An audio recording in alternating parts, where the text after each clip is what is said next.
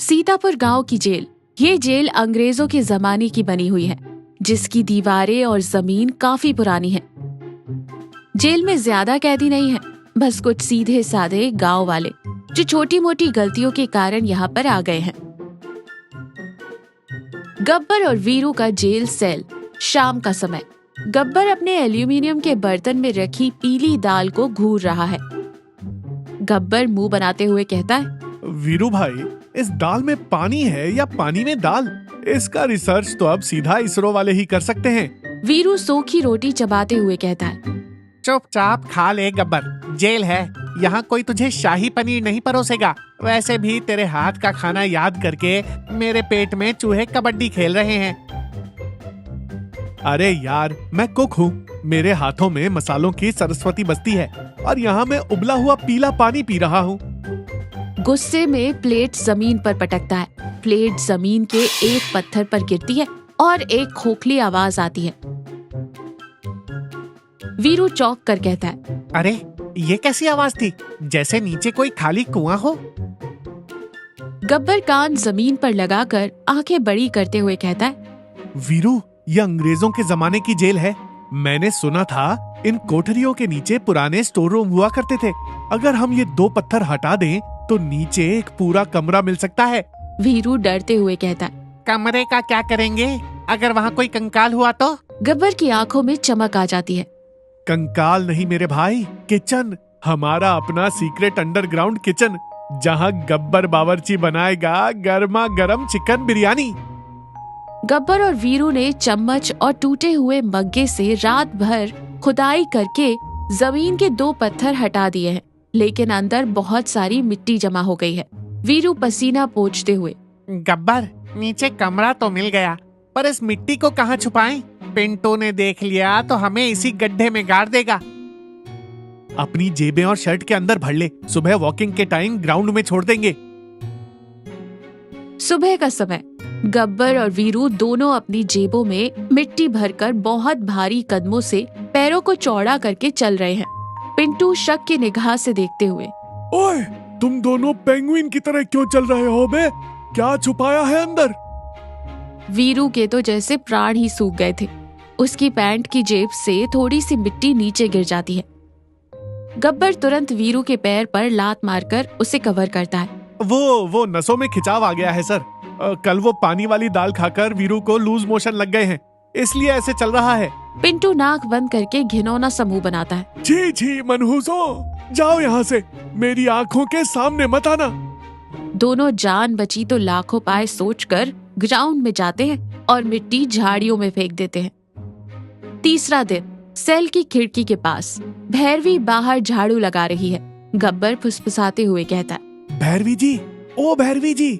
भैरवी इधर उधर देखकर कहती है, क्या है गब्बर, क्यों सुबह सुबह जान जोखिम में डाल रहा है? एक सीक्रेट किचन रेडी किया है। थोड़ा कच्चा चावल, खड़े मसाले और हो सके तो थोड़ा चिकन का इंतजाम हो सकता है क्या? भैरवी मुस्कुराते हुए कहती है, चिकन? वाह, पर मेरा क्या फायदा? पहली प्लेट तुम्हारी। दीवार के रोशनदान से रस्सी बांधकर नीचे लटका दूंगा। डन, आज रात से सामान आ जाएगा। हवलदार पिंटू बाहर स्टूल पर सो रहा है। अंदर गब्बर और वीरू एक रस्सी खींच रहे हैं। भैरवी बाहर से एक एक करके छोटे पैकेट बांध रही है। आखिर में उसने चिकन का पैकेट बांधा। वीरू रस्सी खींचते हुए कहता है, भाई, चिकन का पैकेट आ रहा है, ध्यान से खींच। चिकन का पैकेट रोशनदान तक आ जाता है। तभी अचानक कहीं से एक बड़ी काली बिल्ली आती है और खिड़की पर बैठकर उस पैकेट को मुंह से दबा लेती है। वीरू घबराकर फुसफुसाते हुए कहता है, अरे काली बिल्ली, ये तो अपशकुन है गब्बर। गब्बर दांत पीसते हुए रस्सी अपनी तरफ खींचता है। अब शकुन गया भाड़ में, पहले मेरा चिकन छोड़ बे मनहूस बिल्ली, मेरे बिरयानी के पीस है वो। बिल्ली और गब्बर के बीच रस्सी खींचने का मुकाबला चलता है। बिल्ली जोर से म्याऊं म्याऊं करती है। बाहर सो रहा पिंटू चौंक कर उठ जाता है। पिंटू बंदूक तान कर कहता है, कौन है बे? कौन चिल्ला रहा है? पिंटू चलते हुए गब्बर के सेल की तरफ आ रहा है। कदमों की आवाज करीब आ रही है।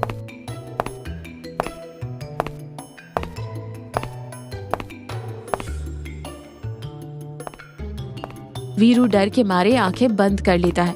गब्बर बिल्ली को डराने के लिए एक पत्थर मारता है और तुरंत रस्सी अंदर खींच लेता है। बिल्ली भाग जाती है। गब्बर तुरंत खुद बिल्ली की आवाज निकालने लगता है। म्याऊ म्याऊ। पिंटू खिड़की के पास आकर अंदर झांकता है। सब अंधेरा है। अरे कोई नहीं है, पर बिल्ली की आवाज तो अंदर से ही आ रही है। हे भगवान, बिल्ली भूत। पिंटू डर के मारे कांपते हुए अपनी कुर्सी की तरफ भाग जाता है। गब्बर और वीरू पसीना पोंछते हुए चावल और चिकन सुरक्षित रख देते हैं।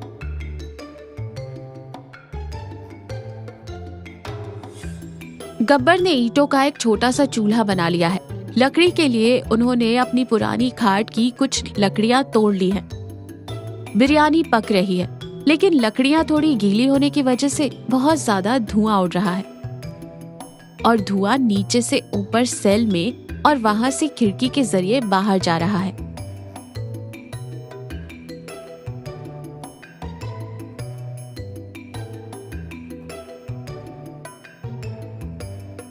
वीरू खांसते हुए कहता है, गब्बर, इस धुएं से तो पूरी जेल जाग जाएगी।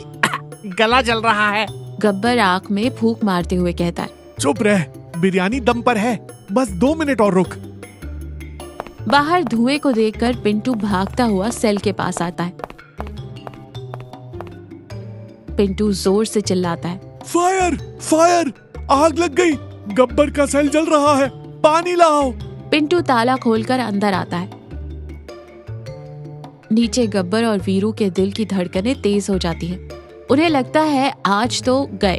गब्बर तुरंत दिमाग लगाता है, चूल्हे पर ढक्कन रखता है, ऊपर सेल में कूदता है और गड्ढे पर कंबल डाल देता है। फिर एक पैर के बल योगी की तरह बैठ जाता है। पिंटू अंदर आकर खांसते हुए कहता है, ये धुआं कैसा है बे? आग कहाँ लगी है? गब्बर आंखें बंद करके तपस्या का नाटक करते हुए कहता है, ओम भ्रीम भूष।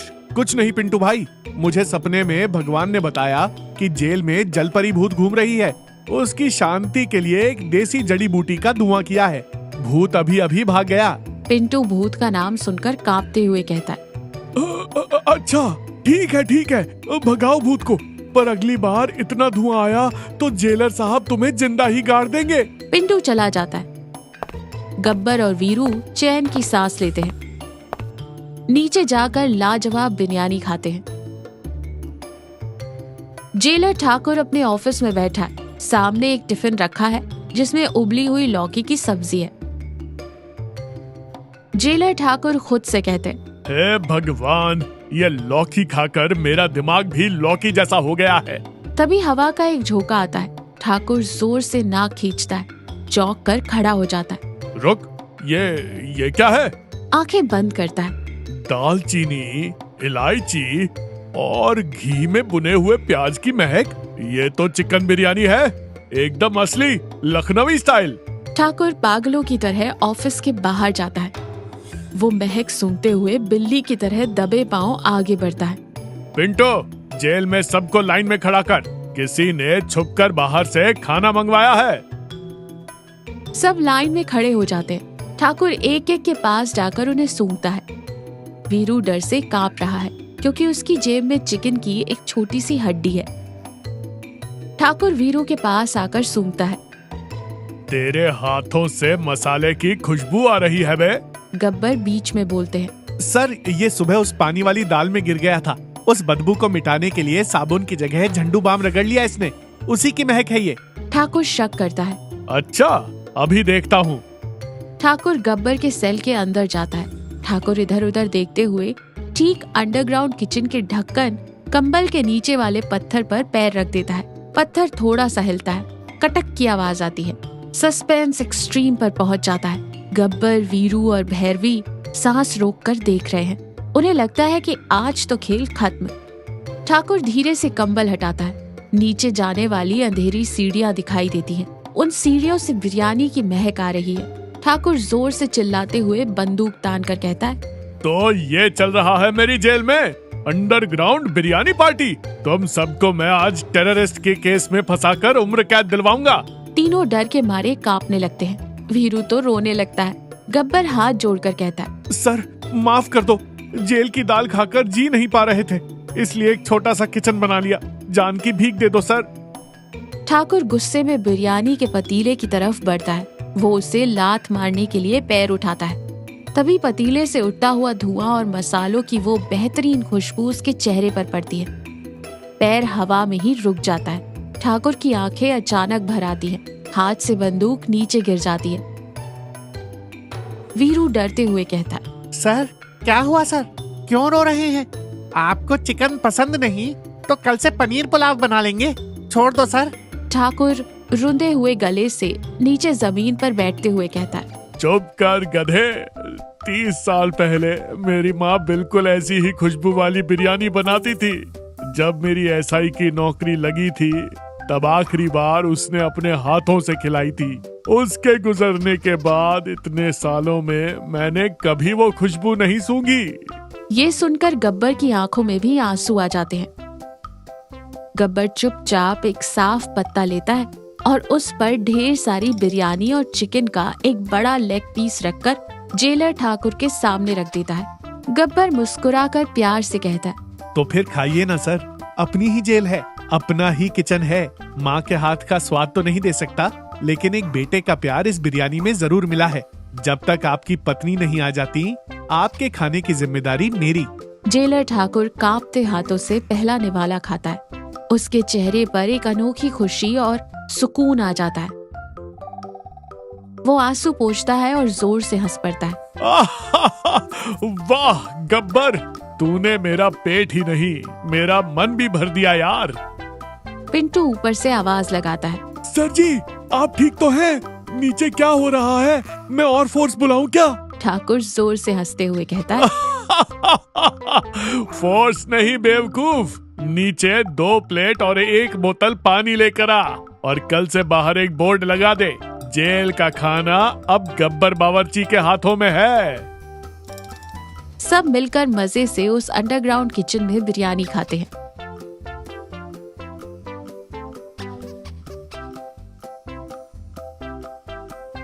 और इस कहानी से हमने क्या सीखा? सजा इंसान को डरा सकती है, लेकिन प्यार और थोड़ा सा अपनापन एक अपराधी को भी अच्छा इंसान बना सकता है। अच्छा खाना और सच्चा प्यार नफरत की सबसे बड़ी दीवार को भी गिरा सकते हैं।